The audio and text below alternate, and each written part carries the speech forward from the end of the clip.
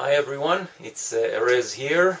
Came back from a beautiful weekend, a motorcycle trip to Winthrop, Washington. I wrote a little bit about it and have some photos on my blog at erezavramov.com. You're welcome to check it out if you like.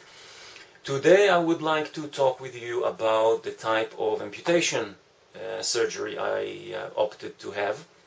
When I started my research, I basically had two options: a conventional or an Ertl procedure, ERTL.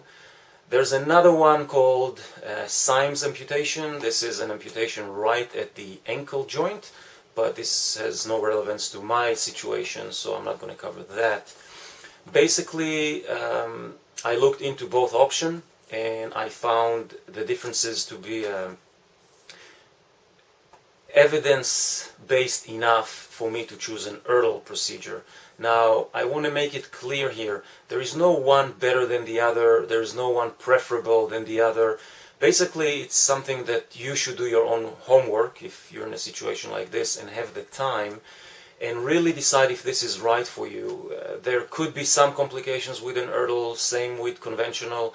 I know super athletes that do amazing things with conventional amputations, and I know people that had Ertl procedures and swear by it, and others that had complications with both.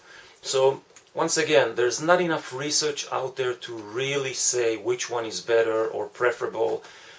Also depends on the availability of surgeons in your area that can actually perform this operation.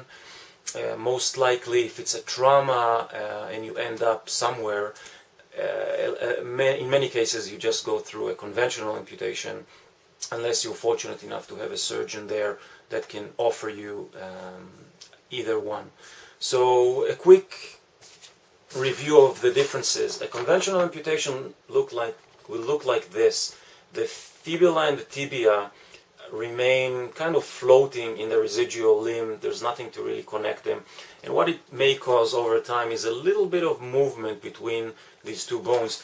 This movement can actually cause some irritation because of nerve endings being compressed, or muscle tissue or soft tissue being just agitated by this movement.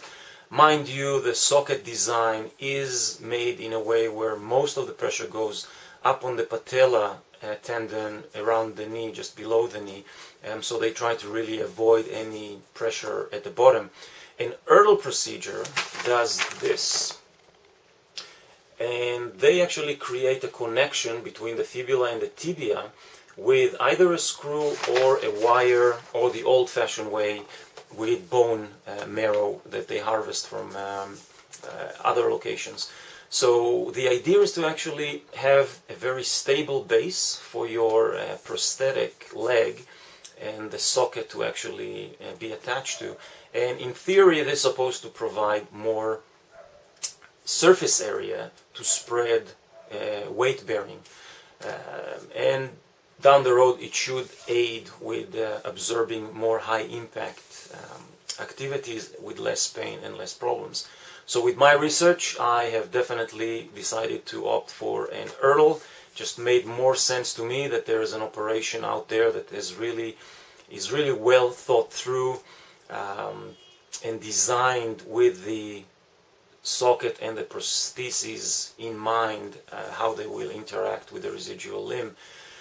There is a lot of similarities with how they perform the operation beside the bone bridge, the nerve endings, how they deal with the muscle tissue and the skin flaps and all the rest of it. There will be information on my website. Some of it's a little graphic, but anyways, it's part of research, I guess. So I decided to go with that. I will be able to tell you if it works or not, and if my decision for myself was the right one, probably in a few months from now. But I really encourage you to do your own research if you do have a similar situation, because there are other options there. You may find it a bit challenging to find a surgeon that does this particular procedure. I found two in Vancouver and one in New Westminster, and my initial research basically came up with nothing. But I'll have the doctor's name on my website, so if any one of you is on the west coast of Canada, you're welcome to contact these surgeons and consult with them and decide if this is right for you or not. So I hope this helped a little bit. My next video blog will be about alternative medicine and different types that I have tried, plus a touch on nutrition, which I will probably have a blog on its own about that, because I experimented with different ways of balancing the body and preparing to this amputation. So, hope you're all doing well, and we'll see you next time. Thanks for watching.